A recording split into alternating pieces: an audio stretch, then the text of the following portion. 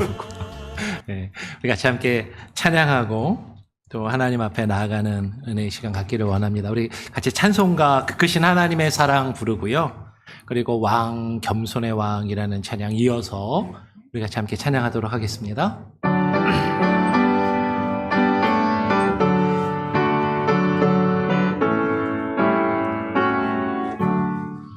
그 크신 하나님의 사랑 말로 다 영영 못하네. 저 높고 높은 별을 넘어 이 낮고 낮은 땅 위에 죄범한 영혼 그어려 그 아들 보내사 화목제물 삼으시고 죄 용서하셨네. 하나님 크신 사랑이 증량가 못하네. 영원히 변치 않는 사랑 성도여 찬양하세.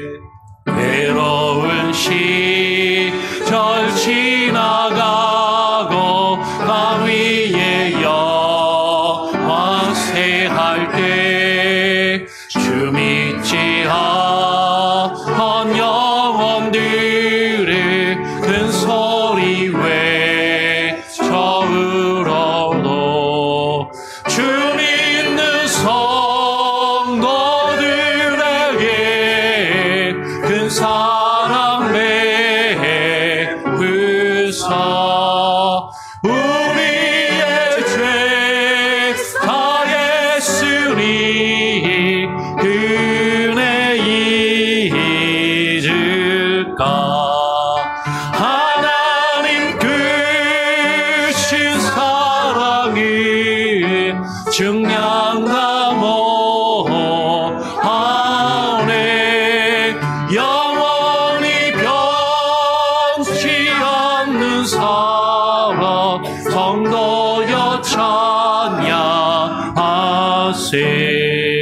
하늘을 주름아리 삼고 바다를 머물 삼아도 한없는 하나님의 사랑 나 기록할 수 없겠네. 하나님의 크신 사랑 그 어찌 같을까. 저 하늘로 비싸도 채우지 못하리. 하나님 크신 사랑이 증량가 못하네. 영원히 변치 않는 사랑 성도여 찬양하세.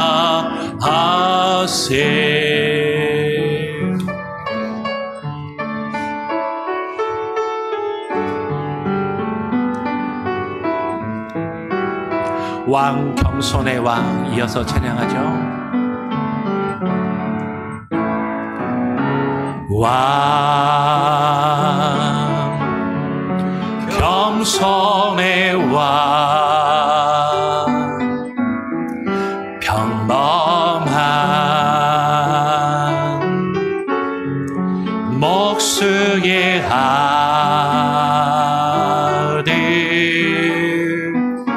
주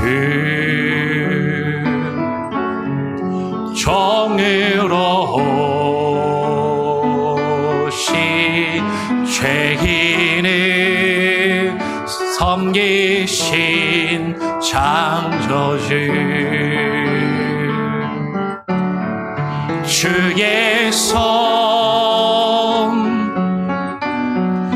거친 못이 찔렀고 주의 왕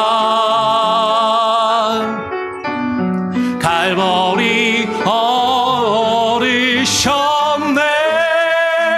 모든 것 내어주신 주님 우리의 발을 씻겼네. 주가 싫어 거역한 우릴 위해 고통당했네.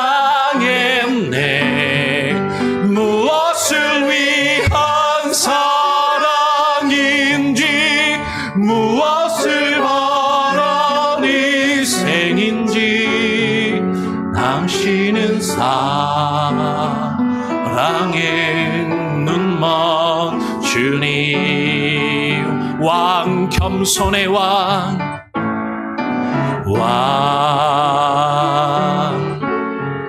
겸손의 왕 머리 들고 조차 없으신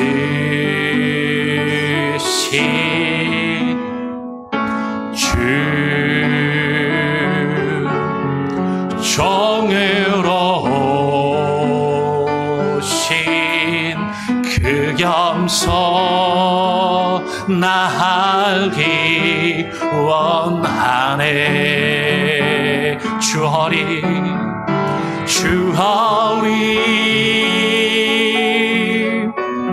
거절의 장이 찔렀고 주음성 왜 날 버리셨나요? 인간을 지은 하나님이 인간 손에 죽으셨네. 주가 싫어 멸시한 우릴 위해 죽임 당했네. 무엇을 위한 사랑인지 무엇을 바란 희생인지 당신은 사랑의 눈먼 주님. 모든 것 내어주신 주님 모든 것 내어주신 주님 우리의 발을 씻겼네. 주가 싫어 거역한 우릴 위해 고통당했네. 무엇을 위한 사랑인지 무엇을 바란 희생인지 당신은 사랑의 눈먼 주님. 인간을 지은 하나님이 인간을 지은 하나님이 인간 손에 죽으셨네. 주가 싫어 멸시한 우릴 위해 죽임 당했네. 무엇을 위한 사랑인지 무엇을 바란 희생인지 당신은 사랑의 눈. 우리 한번 우리 가슴에 손을 얹고 무엇을 위한 사랑인지 무엇을 위한 사랑인지 무엇을 바란 희생인지 당신은 사랑의 눈먼 주님. 당신은 사랑의 눈먼 주님. 당신은 사랑의 눈먼 주님. 우리 같이 합심해서 함께 기도하겠습니다. 주님, 주님이 이 땅에 오신 그 의미를 우리로 하여금 깨달아 알게 하여 주시고 그 겸손하심과 그 낮아지심, 그 의미를 묵상하며 주님 앞에 나와 예배하는 참된 예배자로 서게 하여 주시옵소서. 오늘 우리가 주님 앞에 드리는 이 예배를 받아주시고 하나님, 우리가 주님의 겸손을 본받아 주님 앞에 겸손히 무릎 꿇는 시간이 되게 하여 주시옵소서. 합심하여 함께 기도하겠습니다. 아버지 하나님, 감사합니다. 오늘 이 시간에 우리를 불러주시고 하나님 주님 앞에 나와 예배하며 주님을 찬양할 수 있는 귀한 은혜를 주심에 감사합니다. 오늘 우리의 마음과 생각을 주장하여 주시고 주님과 함께 동행할 수 있는 그 기쁨이 하나님 우리의 삶 가운데 충만케 하여 주시옵소서.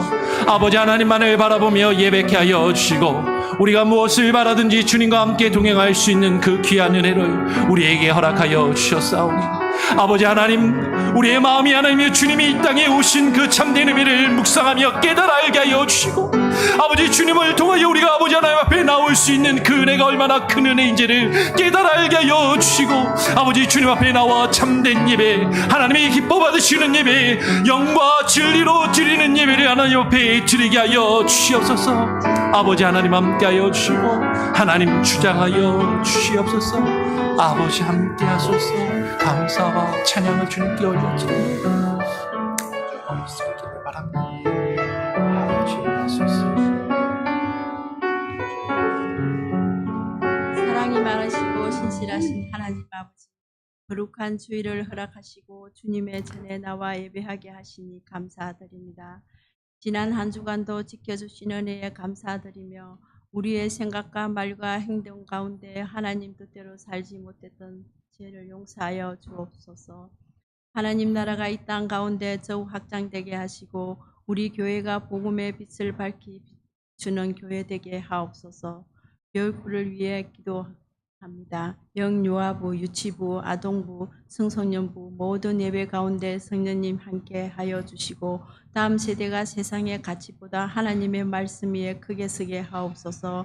교육부 전도사님과 선생님들께 지혜와 능력, 영육간의 강건함을 더하여 주셔서 맡겨진 사명을 기쁨으로 감당하게 하옵소서. 모든 부서와 기관이 한마음으로 협력하여 하나님께 영광 돌리게 하옵소서. 다가오는 가족 수련회를 위해 기도합니다. 준비하는 손길마다 함께 하시고 모든 일정 가운데 안전을 지켜주시며 가정들이 믿음 안에서 더욱 하나 되고 회복되는 은혜의 시간이 되게 하옵소서. 세계 곳곳에서 복음을 전하시는 선교사님들을 기억하여 주옵소서. 사역의 현장에서 지치지 않게 하시고 필요한 것들을 채워주시며 복음의 열매가 풍성하게 맺히게 하옵소서.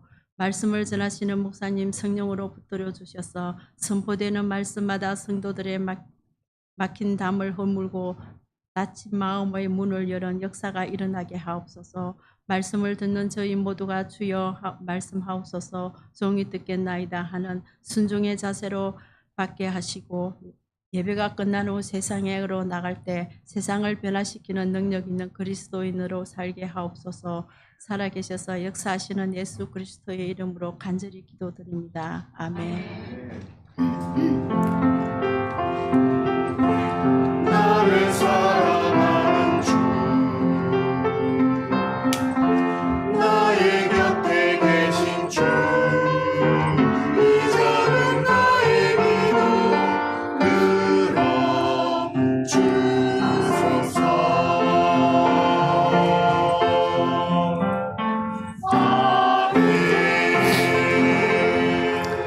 다 같이 자리에서 일어나셔서 사도신경으로 우리의 신앙을 하나님 앞에 고백하며 또 사람들 앞에 선포하며 나아가도록 하겠습니다. 전능하사 천지를 만드신 하나님 아버지를 내가 믿사오며 그 외아들 우리 주 예수 그리스도를 믿사오니 이는 성령으로 잉태하사 동정녀 마리아에게 나시고 본디오 빌라도에게 고난을 받으사 십자가에 못 박혀 죽으시고 장사한 지 사흘 만에 죽은 자 가운데서 다시 살아나시며 하늘에 오르사 전능하신 하나님 우편에 앉아 계시다가 저리로서 산자와 죽은 자를 심판하러 오시리라. 성령을 믿사오며 거룩한 공예와 성도가 서로 교통하는 것과 죄를 사하여 주시는 것과 몸이 다시 사는 것과 영원히 사는 것을 믿사옵나이다. 아멘. 오늘 우리에게 주신 하나님의 말씀은 빌립보서 2장 6절로 8절의 말씀입니다. 빌립보서 2장 6절부터 8절까지 3절의 말씀인데요. 우리 다 같이 한 목소리로 처음부터 끝까지 함께 천천히 읽도록 하겠습니다. 시작. 그는 근본 하나님의 본체시나 하나님과 동등됨을 취할 것으로 여기지 아니하시고 오히려 자기를 비워 종의 형체를 가지사 사람들과 같이 되셨고 사람의 모양으로 나타나사 자기를 낮추시고 죽기까지 복종하셨으니 곧 십자가에 죽으심이라. 아멘. 우리 자리에 앉으시고요. 우리 찬양대 찬양으로 하나님께 영광 올려드리도록 하겠습니다.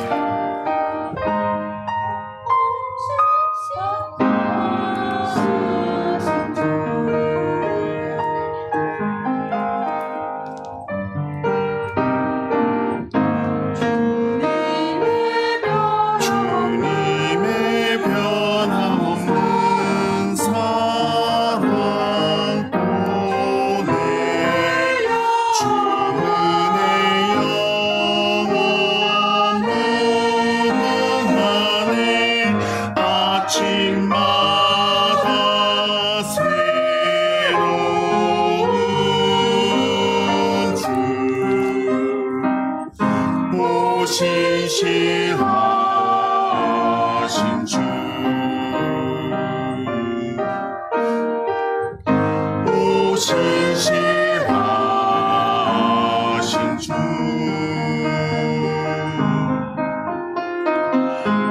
오 신실하신 주 내 아버지여 늘 함께 계시니 두려움 없네 주님을 기다리는 자는 복이 보다 주를 나는 주를 신뢰하리라 주님의 변함없는 사랑 보내 주님의 영원 무궁하네 아침마다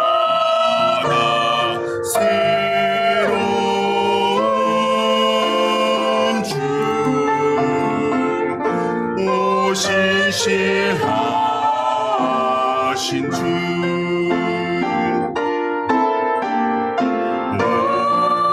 오 신실하신 주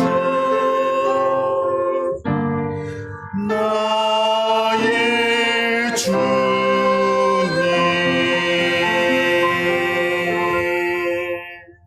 할렐루야. 아멘. 이 하나님께 영광의 박수를 올려드립니다.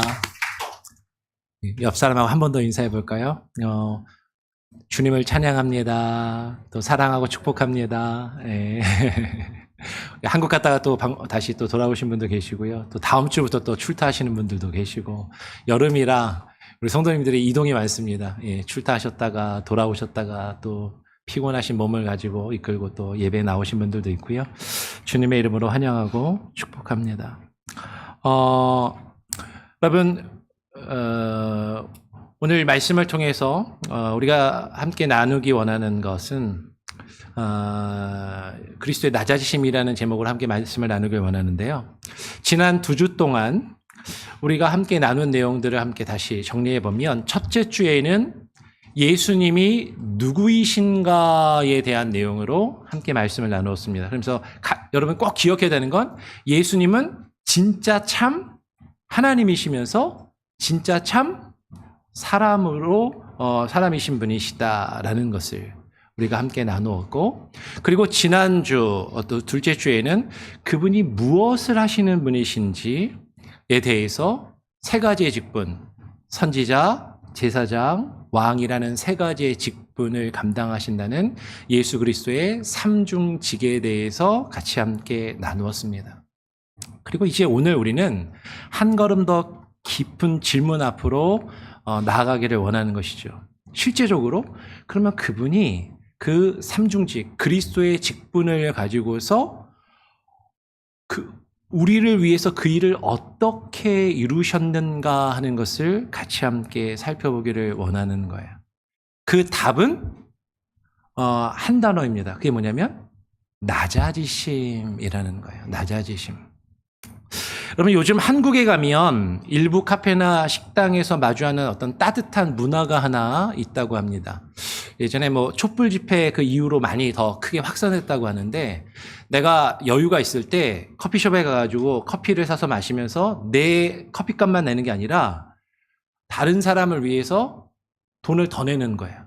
그래서 나중에 따뜻한 차 한 잔이 필요한데 마시기 어려운 사람이 오면, 혹시 누가 선지급한 커피가 있나요? 그러면 이게 있습니다라고 이야기를 하고 그것을 받아 마실 수 있는 그런 문화라는 것이죠.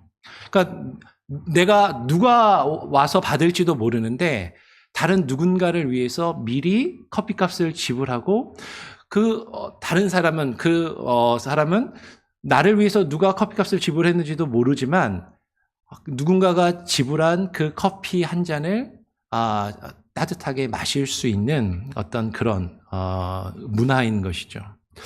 저도 이와 비슷한 경험이 좀 있는데요. 우리 교회 와가지고 그런 비슷한 경험들이 가끔 있지만, 실제로 제가 딱 경험한 게 몇 년 전인가, 2년 전인가 3년 전에 우리 몽고메리 지역에 신년 집회가 있었잖아요. 신년 집회 때 강사 목사님이 오셔서 교회가 이렇게 돌아가면서 강사를 대접을 해야 되는데, 이제 강사 목사님을 모시고 식당에 갔어요. 그리고 식사를 마치고 나와서 밥값을 내려고 딱 이렇게 카드를 내미는데, 대번 하는 말이 결제됐습니다. 누가 벌써 결제를 하셨다라고 그렇게 이야기를 하는 거예요. 누가 결제를 했나? 몇 년 전인데 우리 돌아가신 이봉현 지사님이 식당에서 저를 보고, 제가 다른 목사님이랑 식사하는 걸 보고 말없이 조용히 결제를 하고 그리고 가셨더라고요. 그리고 얼마나 고마운지, 얼마나 감사했는지. 그러면서 그 밥을 먹은 기억이 지금도 있어요.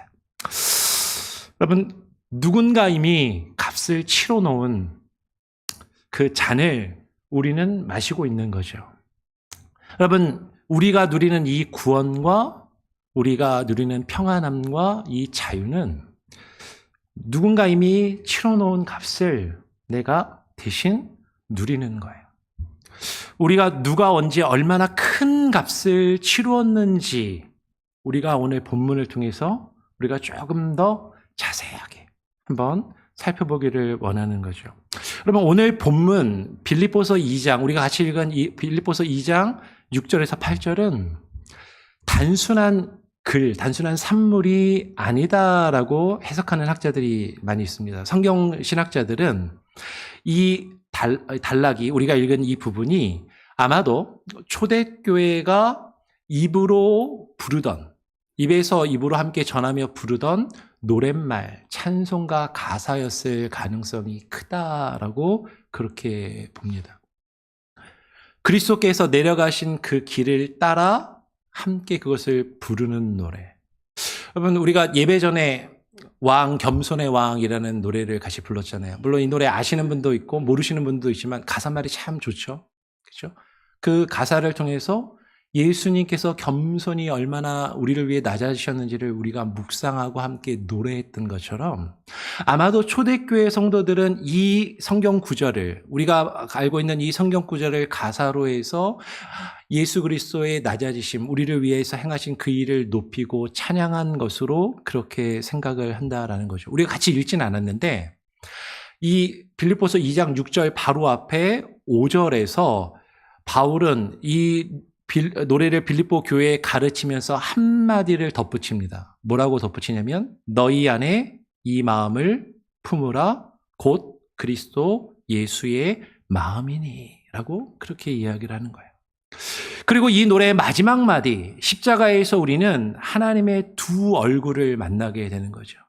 하나님의 공의의 얼굴과 하나님의 사랑의 얼굴이 십자가 안에서 하나가 되는 그것을 경험하게 돼요. 이게 무슨 말인지 오늘 조금 더 자세하게 풀어서 설명하면서 그 내용을 같이 함께 나누어 보기를 원하는 것이죠. 그럼 오늘 본문 말씀을 잘 한번 보시길 바랍니다. 오늘 본문 말씀을 잘 보면 내려가는 계단의 구조를 가지고 있다라는 거예요. 한 줄 한 줄이 예수 그리스도께서 그분이 내려가신 한 걸음 한 걸음을 우리에게 보여주는 것이죠. 한 계단씩 그 주님의 발자취를 따라서 같이 함께 내려가 보기를 원합니다. 첫 번째는 자기를 비우셨다라는 거죠. 자기를 비우심. 오늘 본문은 영광의 자리에서 시작합니다. 빌립보서 2장 6절 7절을 다시 한번 보세요. 그는 근본 하나님의 본체시나 하나님과 동등됨을 취할 것으로 여기지 아니하시고 오히려 자기를 비웠다라고 말씀하십니다. 비웠다. 그럼 여기서 비웠다라는 단어가 헬라어 원어로 보면 에케노센이라는 단어를 쓰는데 이 에케노센이라는 단어에서 신학자들이 케노시스라는 말을 뽑아내서 이야기를 해요. 아마 성경 공부 열심히 하시는 분들 중에는 케노시스라는 단어를 한 번쯤은 들어보신 분도 있을 수 있을 겁니다. 제가 이렇게 얘기를 하니까 일부 예배 때는 고개들을 다 이렇게 설레드시더라고요. 그런데 이 케노시스라는 이 말이 상당히 좀 의미 있는 말인 것이죠. 비움 혹은 여러분 그 한국에서 유명하던 책 있죠. 신앙서적 내려놓음이라는 개념이 이 케노시스라는 표현에서 내려놓음이라는 책, 그 내려놓음의 신학, 그게 케노시스를 가지고 이야기를 하는 거예요. 여러분 그런데 무엇을 비우셨다라는 말인가 하는 것이죠. 본문 자체가 오늘 답을 해줍니다. 무엇이냐면 하나님과 동등됨을 취할 것으로 여기지 아니하셨다라는 거죠. 그분이 원래 하나님이신데 하나님과 동등됨을 취할 것으로 여기시지 아니하셨다. 그분이 원래 가지고 계셨던 그 하나님의 영광의 자리를 움켜쥐지 않으시고 그것을 내려놓으시고 그것을 비우셨다라는 것이죠.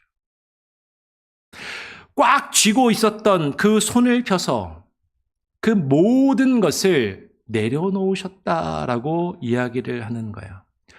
그분의 낮아지심은 강요당한 것이 아니라 자발적인 결단이었습니다. 억지로 날 위해서 이렇게 해달라고 우리가 억지로 해서 그런 것이 아니라 자발적으로 스스로 결단하신 것이다라는 거죠. 그런데 여러분 우리는 너무나도 붙잡고 있는 것이 많이 있지 않냐라는 거예요. 너무나도 우리가 꽉 움켜잡고 있고 놓지 않는 것들, 움켜잡으려고 있는 것들, 나의 자존심, 사람들에게 인정받으려는 그 인정, 나의 권리, 이거 내 권리인데 이걸 내가 왜 포기해? 이거 놓을 수 없지. 사람들로부터의 평판, 명예, 권력, 돈, 명예. 여러분 본문은 우리에게 하나님이신 그분이 그 모든 것을 당연히 가지고 계시고 누릴 수 있는 분이시지만 그 모든 것을 움켜쥐지 않으시고 그것을 내려놓으시고 우리를 위해서 비우셨다라고 말씀하시는 거죠. 왜? 무엇을 위해서? 우리가 아까 불렀던 찬양처럼 무엇 때문에? 저와 여러분을 위해서라는 거예요. 우리를 위해서 자신의 모든 것을 내려놓으시고 비우셨다라는 겁니다. 그래서 얼마나 내려놓으셨냐면 두 번째 단계는 뭐냐면 종의 형체를 가지사. 다음 계단으로 내려가는 거죠. 자기를 비우시고 그냥 가진 걸 내려놓는 것뿐만 아니라 종의 형체를 가지사. 한 계단 더 내려가요. 종이라는 단어를 쓴 것에 주목하시길 바랍니다. 여러분 여기서 종이라는 단어는요, 우리에게 조금 익숙한 단어예요. 둘로스라는 단어입니다. 둘로스 어디죠? 여러분 애틀란타에 장 보러 가실 때 둘로스에 가잖아요. 그 둘로스가 이 헬라어 종이라는 단어에서 온 말인 거죠. 여러분 헬라 사회에서 가장 낮은 신분, 사람으로서의 권리조차 잘 주어지지 않던 그런 자리. 여러분 그 하나님이 인간이 되어서 오셨는데 그냥 인간으로 오신 게 아니라 그냥 사람이 아니라 종의 형체를 가지사 종으로서 이 땅에 오셨다라고 이야기를 하는 거예요. 근데 이 종이라는 단어는 우리를 어디로 인도하냐면 이제 계속 앞으로 살펴볼 텐데 이사야서 53장에서 나오고 있는 여호와의 종의 노래를 그 개념을 가지고 와서 이 빌립보서 2장이 이야기를 하고 있는 거죠. 이사야서 53장의 노랫말을 그 신약의 시대의 성도들의 표현으로 바꾸어서 표현하고 그것을 노래를 부르고 있는 것이에요. 그것을 요한복음은 이렇게 표현합니다. 우리가 앞에서 살펴보았던 요한복음 1장 14절은 같은 사건을 이렇게 간결하게 표현합니다. 말씀이 육신이 되어 우리 가운데 거하심에. 예수님이 자기를 낮추셨어요. 성육신 자체만으로도 하나님이 인간이 되셨다라는 것만으로도 이미 충격적인 사건입니다. 그런데 본문은 거기서 그분이 자신을 더 낮추셔서 종의 형체를 가지셨다라고 말하는 거죠. 그리고 종으로서 이 사람으로서 이 땅에 오신 이후에도 그 사람으로서의 인간으로서의 일생 또한 낮은 자리의 삶을 살아가셨다라는 거예요. 여러분 예수님의 삶은요. 우리 인간적인 기준으로 놓고 봐도 평균 이하의 삶을 사셨습니다. 낮은 자리에서 낮은 자리의 삶을 사셨다라는 것이죠. 이사야서 53장 3절은 예수님의 그 일생을 미리 이렇게 예언적으로 그려두고 있어요. 이사야서 53장 3절에 보니까 그는 멸시를 받아 사람들에게 버림받았으며 간고를 많이 겪었으며 질고를 아는 자라 마치 사람들이 그에게서 얼굴을 가리는 것 같이 멸시를 당하였고 우리도 그를 귀히 여기지 아니하였도다. 여러분 예수님이 사람으로 오셨는데 그냥 평범한 사람으로 오신 게 아니라 멸시받고 천대받는, 조롱받고 고난받는 종의 모습으로 가난과 거절과 외로움 속에서 우리를 위해서 그것을 경험하며 사셨다라고 이야기를 하는 거예요. 근데 이게 끝이 아니라 여기서 한 계단 더 내려갑니다. 내려가는 마지막 계단은 죽음인 것이죠. 그런데 그냥 죽음이 아니에요. 곧 십자가의 죽으십니다. 여러분 곧 십자가라는 이 한 마디가 얼마나 본문에 분명하게 명확하게 적혀 있는지를 우리는 보아야 되는 거죠. 여러분 이게 빌립보서잖아요. 사도 바울이 빌립보에 있는 교회 성도들에게 이 편지를 보내고 있는데 그 당시 빌립보에 살았던 로마 시민권을 가졌던 헬라 문화에 익숙했던 이 빌립보 성도들에게 이 십자가라는 단어가 어떤 의미로 받아들여졌겠는가 하는 거죠. 십자가라는 단어를 들을 때 그들은요 혐오를 느끼고 몸소리치던 단어였다라는 거죠. 왜냐하면 이 십자가는 그 당시 죄수를 죽이던 사형의 방식이었는데 아무나 죽이는 것이 아니라 노예나 반역자들에게만 적용되던 로마 세계에서 가장 저주받는 가장 잔인하고 처참한 사형의 그 처벌 방법이었기 때문이다라는 것이에요. 그것을 사도 바울은요 갈라디아서에서 분명하게 우리에게 제시해 줍니다. 갈라디아서 3장 13절을 보면 그 자리에 그 십자가가 가지고 있는 그 깊은 영적인 의미를 우리에게 짚어주는 것이죠. 그리스도께서 우리를 위하여 저주를 받은 바 되사, 그리스도께서 우리를 위하여 저주를 받은 바 되사 율법의 저주에서 우리를 속량하셨으니 기록된 바 나무에 달린 자마다 저주 아래 있는 자라 하였음이라. 여러분, 십자가는요, 우리가 십자가를 생각하면, 십자가면 뭐 영광스럽고 고상하고 품위가 있고 뭔가 좀 괜찮아 보이는 그런 이미지를 우리는 떠올릴지 모르지만, 예수님 당시에 사도 바울이 빌립보서에 이 편지를 보낼 때 그 당시에 많은 사람들에게 십자가는요, 저주의 상징이었다라는 거예요. 저주와 형벌의 상징이었다라는 것이죠. 저와 여러분을 위해서 예수님이 그 저주와 형벌을 대신 받으셨다라는 것입니다. 그럼 여기서 가장 낮은 자리라는 것은 단지 예수님께서 신체적으로 극심한 고통을, 십자가의 고통을 겪으셨다라는 것에서 머물러 있지 않아요. 여러분, 이 십자가는 예수님과 본래 하나님이시던 그분과 하나님 본체이신 아버지와의 영적인 단절이 이루어지는 곳이었다라는 거예요. 십자가 위에서 예수님께서 외치신 한마디가 있습니다. 그게 뭐죠? 엘리, 엘리, 라마, 사박다니. 아람어인데요. 우리말 성경을 보면 그 뜻이 바로 나옵니다. 나의 하나님, 나의 하나님, 어찌하여 나를 버리셨나이까. 하나님으로부터 버림받는 자리, 하나님으로부터 저주를 받아, 그 저주의 형벌을 받아 하나님께 버림받는 그 가장 낮은 마지막 자리까지 주님이 저와 여러분을 위해서 낮아지셨다라는 거죠. 그럼 본문이 보여주는 길이 이것입니다. 영광의 자리에서 원래 하나님이셨던 그분이 인간의 모습으로 우리 가운데 오셨는데 그것도 종의 모습으로 오셨다라는 거죠. 종의 형체로 오셔서 인정받는 종, 대우받는 종이 아니라 멸시와 천대와 그리고 많은 고난과 수모를 겪는 인생으로, 그 멸시받는 인생에서 마지막에는 십자가의 저주를 받아 그 저주의 형벌로 죽음에 이르는 그 낮아지심. 주님은요, 어느 한 계단도 이거 힘드니까 건너뛰자라고 하지 않으셨어요. 그 가장 낮은 자리까지, 끝까지 내려가셨다라는 것이죠.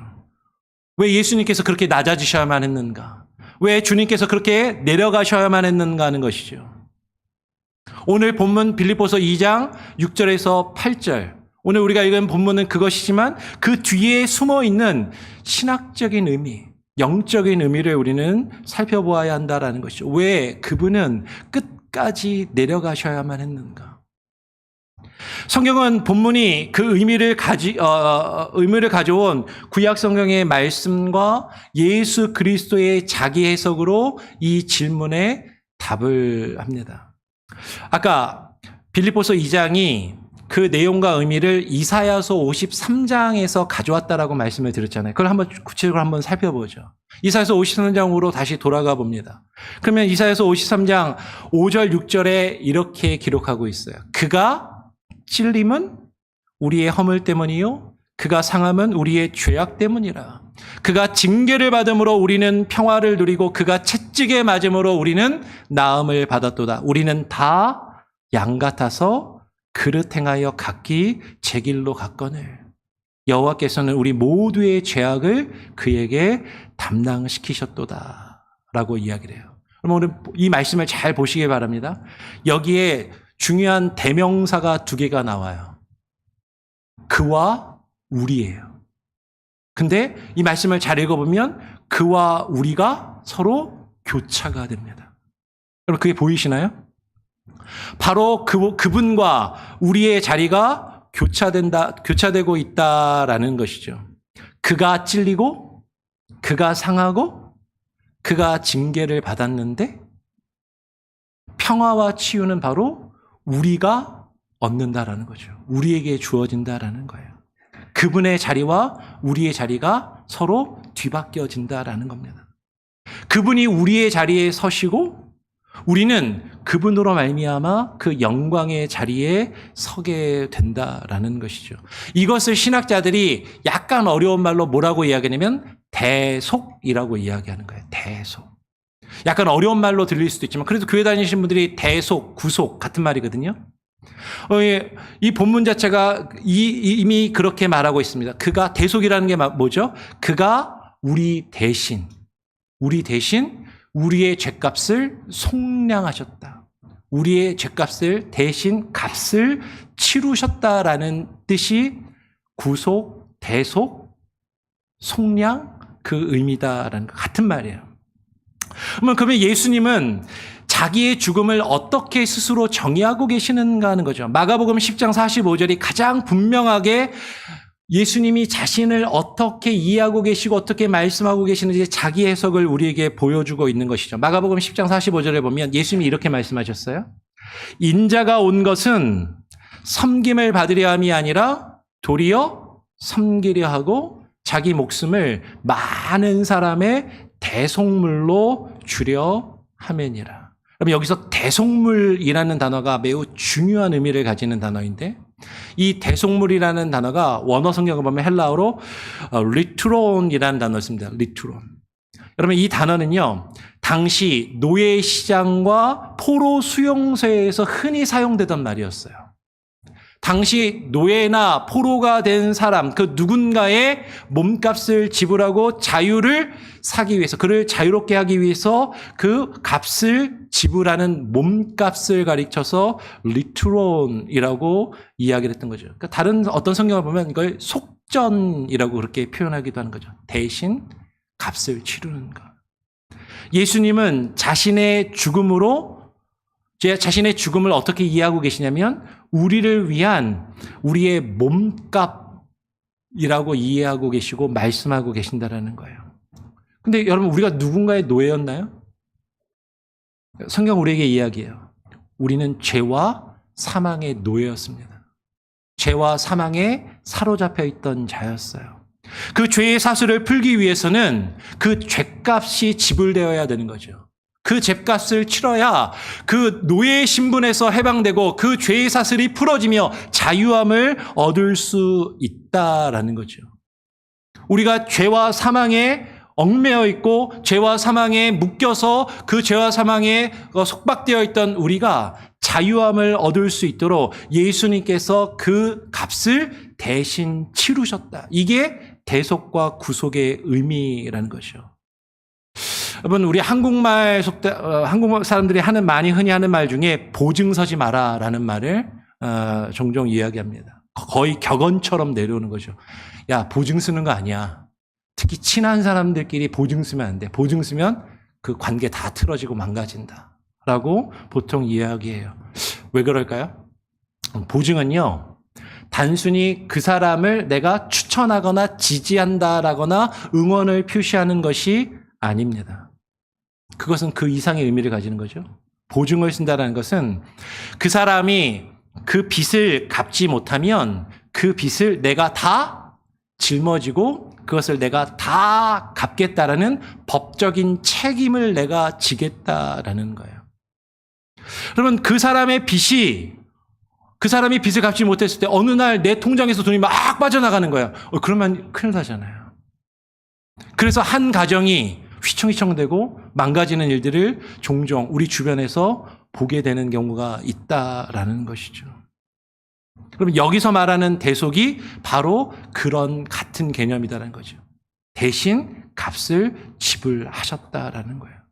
여러분 예수님은 단순히 이 땅에 인간으로 오셔서 우리를 단순히 응원하고 지지해 주려고 단순히 우리를 격려해 주시기 위한 것이 아니라 예수님 자신이 우리가 갚아야 할 빚, 그 빚 자신을 자신의 통장에서 빼서 갚아주시기 위해서 이 땅에 오셨다라는 것이죠. 그리고 그 통장이 바로 우리가 아는 십자가였다라는 거예요.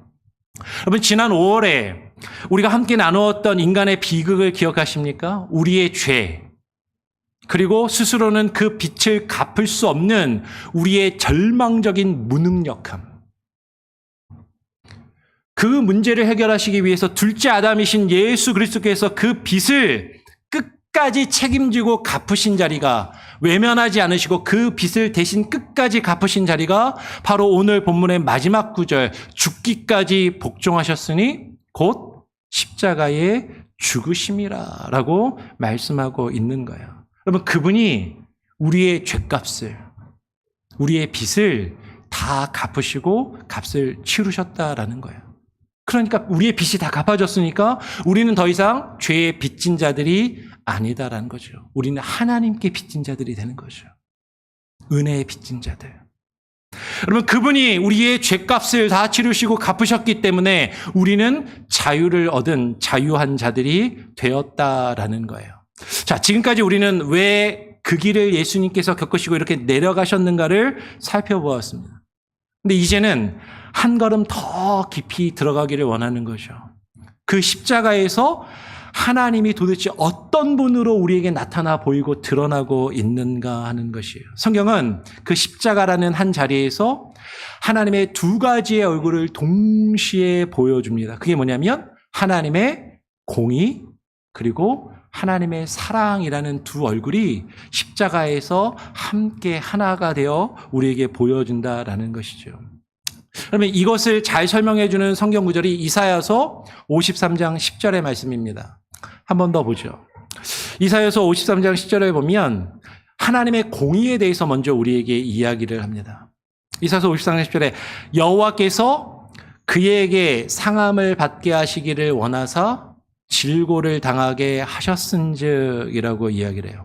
여러분, 이 한 줄의 말씀이 우리가 자주 놓치는 진실을 우리에게 말해주는데, 여러분, 예수님께서 이 땅에 오셔서 십자가를 지신 것은, 그분이 아파하시고 상하신 것은 그냥 우연히 어쩌다가 그렇게 십자가라는 죽음을 맞이했다라는 것이 아니라 하나님의 계획과 하나님의 뜻이었다라고 말하고 있는 것이죠.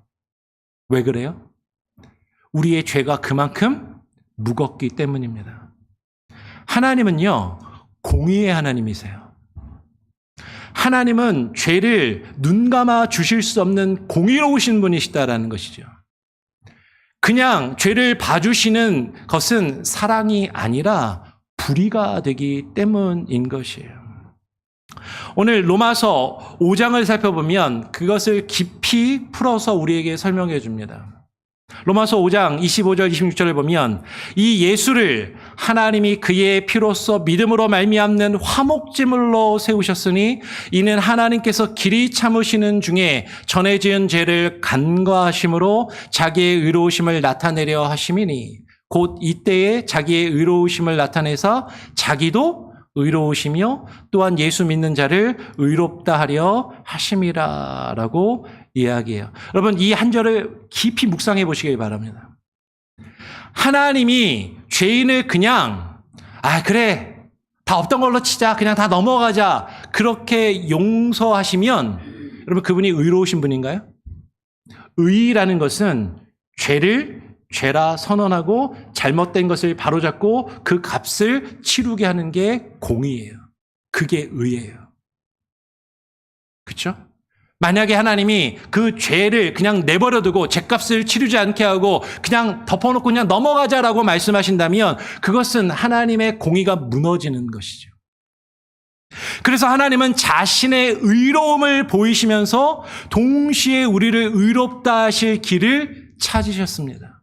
그게 뭐냐면 십자가라는 거예요. 여러분, 십자가는요, 하나님의 공의가 이루어진 자리예요. 하나님의 공의가 이루어졌다는 것은 하나님께서 죄값을 물으시고 그 죄값을 치르게 하셨다는 거죠. 하나님의 정의가, 하나님의 공의가 실현된 자리. 그것이 바로 십자가라는 거예요. 하나님은 결코 죄를 가볍게 여기시지 않습니다. 예수님이 지신 그 십자가는 죄를 가볍게 여기는 자리가 결코 아니다라는 거예요. 정반대로 죄의 무게를 가장 정직하게 직면하고 그 죄값을 치르는 자리가 바로 십자가의 자리라는 것이죠. 여러분, 근데 그 죄의 무게를 누가 짊어졌냐라는 거예요. 내가 지은 죄는 내가 값을 치러야 되는데, 그 죄값을 내가 치러야 되는데, 그 죄의 무게를 내가 짊어져야 되는데, 내가 아니라 예수님이 대신, 바로 예수님 자신이 우리를 대신해서 그 죄의 무게를 지고 그 죄값을 치르셨다라는 것이죠. 로마서 5장 8절의 말씀을 한번 보시길 바랍니다. 우리가 아직 죄인 되었을 때 그리스도께서 우리를 위하여 죽으심으로 하나님께서 우리에 대한 자기의 사랑을 확증하셨느니라. 여러분, 잘 읽으셔야 돼요. 우리가 아직 죄인 되었을 때라는 이 한마디. 여러분, 이것은 우리의 마음을 너무나도 무겁게 만들고 우리의 마음을 무너지게 하는 것이죠. 우리가 회개한 후에가 아니에요. 우리가 회개한 뒤에가 아닙니다. 우리가 회개해서 내가 조금 괜찮아져서 뭔가 그럴듯한 일을 많이 한 이후에가 아니라는 거죠. 우리가 아직 죄인 되었을 때에 그분이 우리를 위해 우리의 죄값 때문에 그 죄값을 치르기 위해서 대신 죽으셨다라는 겁니다. 십자가가 심판자가 예수님께서 원래 죄를 심판하시는 분인데 심판자가 친히 죄인의 자리로 내려오신 거예요. 판사가 그 심판자의 자리에서 내려와서 죄인의 자리에 앉아서 자신이 내려야 될 그 판결과 그 판결의 값을 그 형벌을 대신 치르시고 받으신 것이다라는 것이죠. 이것이 하나님의 공의예요. 근데 십자가에서 하나님의 공의만 나타나는 것이 아니라 하나님의 사랑이 또한 함께 나타난다는 거죠. 시편 85편 10절은 이 신비를 한 줄로 이렇게 노래합니다. 인애와 진리가 같이 만나고 의와 화평이 서로 입맞추었으며. 전에도 올해 들어 설교하면서 이 구절을 몇 번 살펴보았었는데요. 여러분, 이 두 가지는 인애와 진리, 의와 화평, 이 두 가지는 함께 만나기 사실 매우 어려운 것들입니다. 우리가 공의를 강조하면 누군가의 죄를 드러내야 되고 죄를 책망해야 되고 그 죄값을 치르게 하는 것이 공의라면, 그러면 그 공의를 만약에 강조하면 사랑은 사라져요. 근데 거꾸로 사랑만 강조하면 덮어놓고 다 괜찮아 넘어가 그냥 좋게 넘어가 라고 하면 하나님의 정의와 하나님의 공의는 무너지게 되어 있다는 것이죠. 어떻게 이 둘이 동시에 함께 온전히 이루어질 수 있는가? 어떻게 그것이 함께 완성될 수 있는가? 성경은 우리에게 오직 한 자리에서만 그것이 가능하다라고 증거하고 있는 거죠. 그게 그 자리가 바로 십자가라는 거예요. 그곳에서 하나님은 하나님의 공의가 완전히 충족되는 자리예요. 죄의 값을 물으시고 그 죄값을 치르게 하시는 자리. 동시에 그 하나님께서 우리를 사랑하시는, 우리를 대신해서 그 값을 주님이 치르심으로 하나님의 사랑을 끝까지 보이신 그 자리라는 것이죠. 여러분, 아이를 키우는 부모들이 가장 어려워하는 순간이 있습니다. 대부분 자녀들을 키워보셨거나 지금 키우고 계시니까. 그러면 아이가 분명히 잘못했을 때 그 아이를 어떻게 다루어야 하는가 하는 것이죠. 그냥 덮어주면 아이는 그것이 잘못인 줄 몰라요. 그렇다고 호되게 야단만 치면 아이는 자신이 사랑을 받지 못하라고 생각하고 상처를 받고 부모를 원망하는 마음을 가지기 쉽습니다. 그래서 지혜로운 부모는 두 가지를 동시에 한다라고 하죠. 잘못은 잘못이라고 분명하고 확실하게 말해주되 끝까지 그 아이 곁에서 아이와 함께하면서 아이를 품어주고 아이를 안아주는 것. 야단치고 안아주고 다시 아이에게 잘못한 것을 알려주는 것. 저는 이걸 사실 좀 잘 못하는데 제 아내가 이걸 좀 잘하는 편이거든요. 그리고 저희 아이들이 저보다는 저희 엄마를 더 좋아하는 것 같기도 하고. 하여튼 이게 중요하다라는 거죠. 여러분, 그 안에서 아이는요, 공의와 사랑이 꼭 정반대가 아니라는 것을 부모를 통해서, 어머니의 사랑을 통해서, 아버지의 사랑을 통해서 배우게 되고 확인하게 되는 거죠. 여러분, 하나님께서 우리에게 그렇게 가르치셨습니다. 근데 더 큰 차이는 우리의 무한한 죄를 하나님의 더 크고 더 깊고 넓은 무게로 그것을 우리에게 온전히 이루셨다라는 것이 우리가 할 수 없는 질적인 차이가 나타나는 것이다라는 거죠. 여러분, 그러면 우리는 그 십자가 앞에 어떤 모습으로 서야 하겠는가 하는 것이에요. 이제 세 가지를 함께 품기를 바랍니다. 여러분, 첫 번째, 우리가 그 주님의 십자가 앞에 선다라는 것은 우리의 죄를 깨닫고 그 죄의 무게를 정직하게 마주하는 것이에요. 십자가는 우리의 죄를 결코 가볍다 하지 않습니다. 우리의 죄의 문제를 우리는 십자가를 통해서 분명하게 발견해야 돼요. 근데 그 죄값을 내가 치르는 게 아니라 누가 치르셨다? 예수님이 치르셨기에 그분의 사랑의 깊이에 우리는 감격해야 하는 것이죠. 주님께서 나를 위해 저기까지 낮아지셨구나. 이 십자가의 자리에까지 낮아지셨구나. 그 사랑을 우리가 깨달아 안다면 그 사랑을 우리가 누린 자들로서 우리의 삶을 주님께 드리며 살아가야 한다라는 것이죠. 예수님이 우리에게 뭐라고 말씀하셨냐면 내가 너희를 사랑한 것 같이 너희도 나를 사랑하라라고 말씀하신다라는 거예요. 여러분, 오늘 우리가 함께 따라온 길을 이제 정리하겠습니다. 오늘 우리가 읽은 본문이 보여주는 길은 주님께서 저와 여러분을 위해서 내려가신 계단이었다라는 거예요. 그 영광스러운 하나님이 그 영광의 자리에서 인간의 모습으로, 그것도 종의 모습으로, 그 종도 멸시받고 천대받는 종으로서 그 멸시받는 자리에서 결국에는 저와 여러분을 위해 죽음에 이르는 십자가의 저주에 이르는 자리까지. 그러나 그 길은 주님이 가신 그분의 발걸음이었고 그분의 자발적인 사랑과 결단이셨다라는 거죠. 그분이 왜 그 길을 걸어가셨는가? 우리가 오늘 말씀을 통해서 살펴본 것처럼 이사야가 그분의 삶을 미리 바라보고 예언한 것처럼, 예수님 스스로가 직접 말씀하신 것처럼, 그리고 바울이 그의 성경의 여러 성경 구절들을 통해서 우리에게 설명하고 증거하고 있는 한 가지 이유, 그것은 우리가 갚을 수 없는, 내가 스스로 갚을 수 없는 빚, 그 죄의 값을 그분이 우리 대신 갚으시기 위해서였다라는 거죠.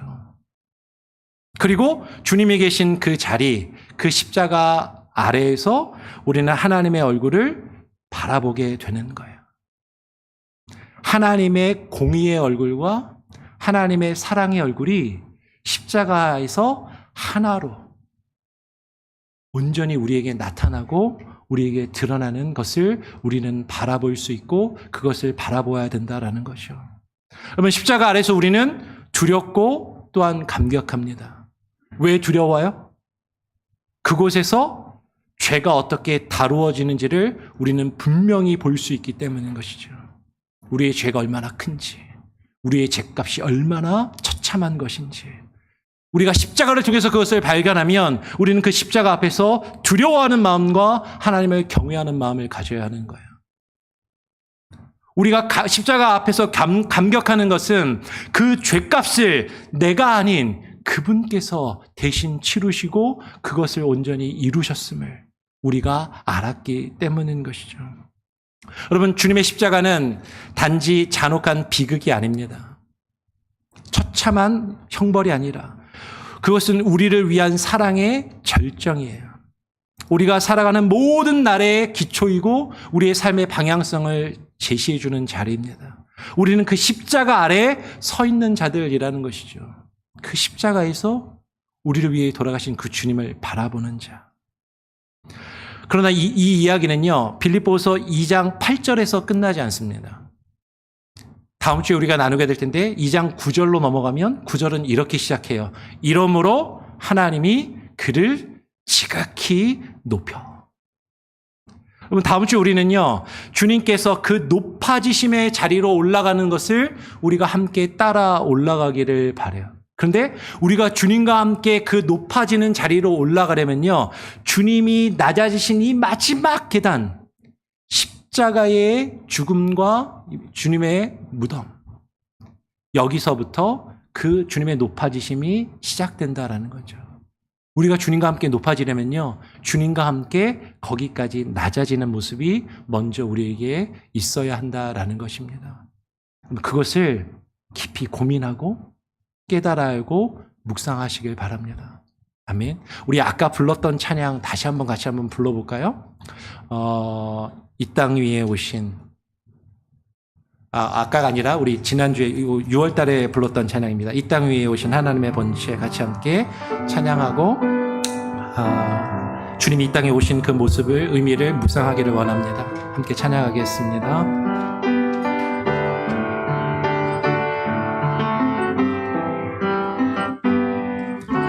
이 땅 위에 오신 하나님의 번체, 십자가에 달리사 우리 죄 사하셨네. 하나님이 그를 지극히 높여 모든 이름 위에 뛰어난 이름을 주사 우리 예수 이름 앞에 절하고 모든 입이 주를 시인해.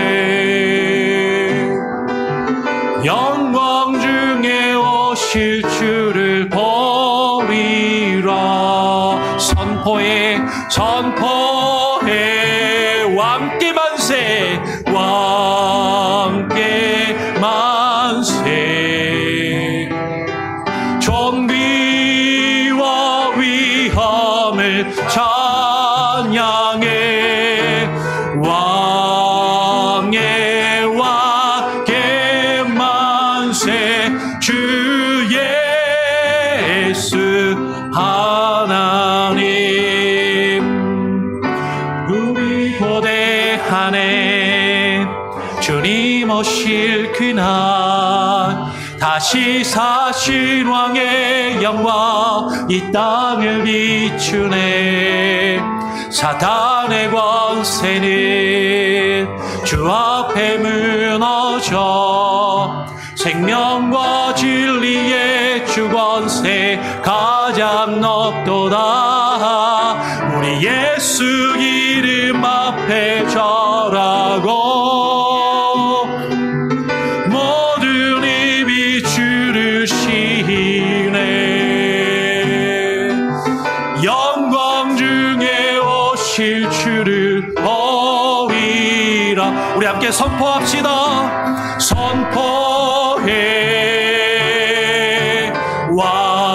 왕께 만세. 존귀와 위엄을 찬양해. 왕의 왕께 만세. 주 예수. 우리 한 번 더 두 손 높이 들고 왕께 만세 왕께 만세. 존귀와 위엄을 찬양해. 왕의 왕께 만세. 주 예수 하나님 아버지 감사합니다. 주님께서 우리의 왕이 되시며 우리의 주가 되심을 선포합니다. 주님께서 하늘의 그 높고 높은 영광과 보좌를 버리시고 우리를 위하여 이 땅에 낮고 낮은 인간의 모습으로 그것도 종의 형체로 자신을 비우시고 내려오셔서 멸시와 천대를 받으시며 십자가에 죽기까지 복종하심으로 우리를 위하여 낮아지신 그 낮아지심의 의미를 우리로 하여금 깨달아 알게 하여 주시고 그것이 십자가에서 완성되었음을, 하나님의 공의와 사랑이 우리에게 십자가를 통하여 드러나며 증거됨을 온전히 깨달아 알게 하여 주시옵소서. 십자가의 그 대속의 의미를 하나님 우리가 머리로만 아는 것이 아니라 우리의 삶과 우리의 마음 가운데 깊이 새기며 주님과 함께 낮아지는 우리들 되게 하여 주시옵소서. 그런 겸손한 모습으로 주님 앞에 나와 예배케 하여 주시고 주님을 찬양하며 주님 앞에 주님께서 우리에게 허락하신 것의 일부를 또한 드립니다. 주님 기뻐 받아주시고 하나님 우리 성도들이 드린 이 예물을 통하여 하나님이 바라시는 귀한 사역들 가운데 열매 맺게 하여 주시옵소서. 주님 앞에 드리는 우리 성도들의 마음과 상황을 주님께서 아시오니 주님 늘 언제나 때를 따라 공급하여 주시고 풍성히 채워주시는 하나님의 은혜와 능력이 가득하게 하시고 물질로 인하여 시험 가운데 들거나 물질로 인하여 우리의 믿음이 흔들리거나 물질로 인하여 주님을 버리고 떠나가는 일이 없도록 교회가 물질로 인하여 분쟁하거나 갈등하거나 다투거나 우리의 사역이 흔들리는 일이 없도록 하나님께서 늘 함께하여 주시옵소서. 우리의 삶 가운데 주인 되시는 주님, 지금도 살아 역사하시는 우리의 왕이 되시며 우리의 주가 되시는 우리 구주 예수 그리스도의 이름으로 기도합니다. 아멘. 여러분, 교회 소식 전해드립니다. 주보하고 앞에 스크린 참고하시고요. 새벽 예배 수요 성경 공부 여러분 기억하시고 좀 많이 같이 함께 참여해 주시기를 부탁을 드립니다. 구역 모임은 6월, 7월 방학이고요. 구역별로 자유롭게 친교 모임은 가져주시면 되겠습니다. 지난주에 광고를 드렸는데 오늘 2부 예배 마치고 식사 이후에 안수집사, 피택자, 안수집사로 피택 뛰신 분들 같이 모여서 앞으로 교육 계획과 일정을 같이 좀 나누고 대화하는 시간을 갖게 됩니다.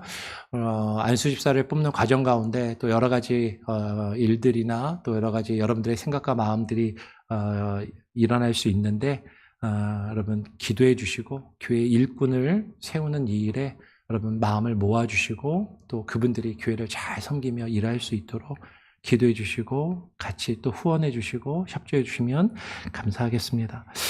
가족 수련회 및 청소년 수양의 준비 모임을 그래서 다음 주에 갖겠습니다. 그래서 다음 주가 떠나기 전날이라서요.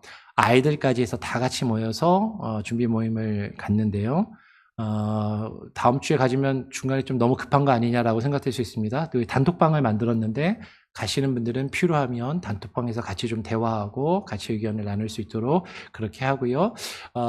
총 15명이 갑니다. 어른 아이 다 합쳐서 15명. 작년보다 조금 적게 가긴 하거든요. 그런데 우리 교회 전체 인원에 놓고 봤을 때 15명이 많은 숫자는 아니지만 또 아주 적은 숫자는 아니다. 그냥 그렇게 생각이 듭니다. 여러분, 같이 못 가시는 분들도 관심 가져주시고, 가서 또, 가족 수양회, 청소년 수양회에 가는 분들과 아이들이 은혜를 체험하고 하나님의 말씀으로 새로워지는 시간들이 될 수 있게 해달라고 같이 기도해 주시기를 부탁을 드리겠습니다. 이번 주 아니에요. 다음 주예요. 6월 29일부터 7월 2일 우리 현대 샷다운 하는 그 주간에 그렇게 수요회가 있습니다. 그렇게 함께 해주시면 좋겠습니다. 혹시 제가 빠뜨린 내용이나 함께 나누기를 원하시는 사항이 있으신가요? 광고 내용이 있으신가요? 없으시면 다 같이 자리에서 일어나셔서 우리 다 함께 마지막 찬양을 함께 찬양하고 제가 축복 기도함으로 오늘 예배를 마치도록 하겠습니다. 오직 믿음으로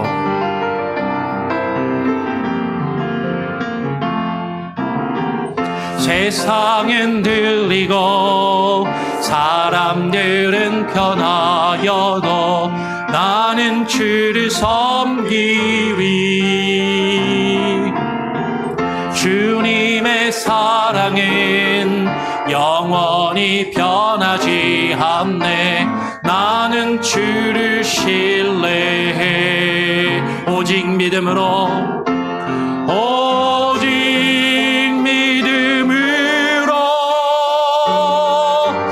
믿음으로 내가 살리라. 오직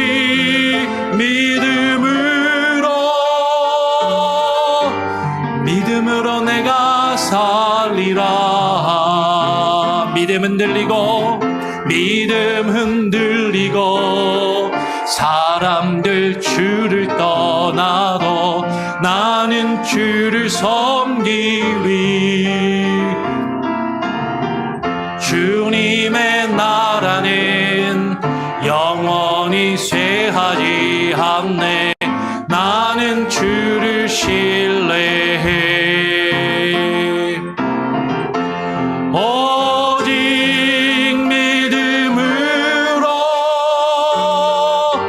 믿음으로 내가 살리라.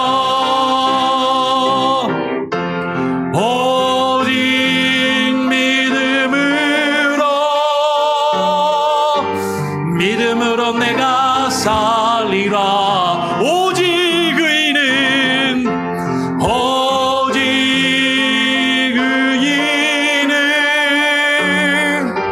믿음으로 말미암아 살리라. 오직 의인은 믿음으로 말미암아 살리라. 이제는 하늘의 높고 높은 영광을 버리시고 우리를 위하여 이 땅에 오셔서 죽기까지 낮아지신 우리 구주 예수 그리스도의 무한하신 은혜와 아버지 하나님의 크신 사랑과 그 은혜와 사랑이 우리의 삶과 우리의 영혼 가운데 실제적으로 구현되며 역사하도록 역사하시는 성령님의 감화 교통하심이 오늘 주님 앞에 나와 주님의 낮아지심의 의미를 깨닫고 묵상하며 머리로만 아는 것이 아니라 우리가 주님과 함께 낮아지고 주님과 함께 그 영광의 자리에 오르기를 바라며 소원하고 주님 앞에 우리의 삶을 내어드리기를 결심하며 결단하는 주님 앞에 나와 예배하는 모든 예배자들과 우리 교회에 속해 있는 출타 중에 있는 모든 지체들과 이 시간에 온라인으로 예배드리며 이후에 예배드릴 모든 이들의 삶과 저들의 가정과 모든 삶의 영역 가운데 이제로부터 영원토록 하나님께서 주시는 은혜와 평강으로 함께 계실지어다. 아멘. 아멘.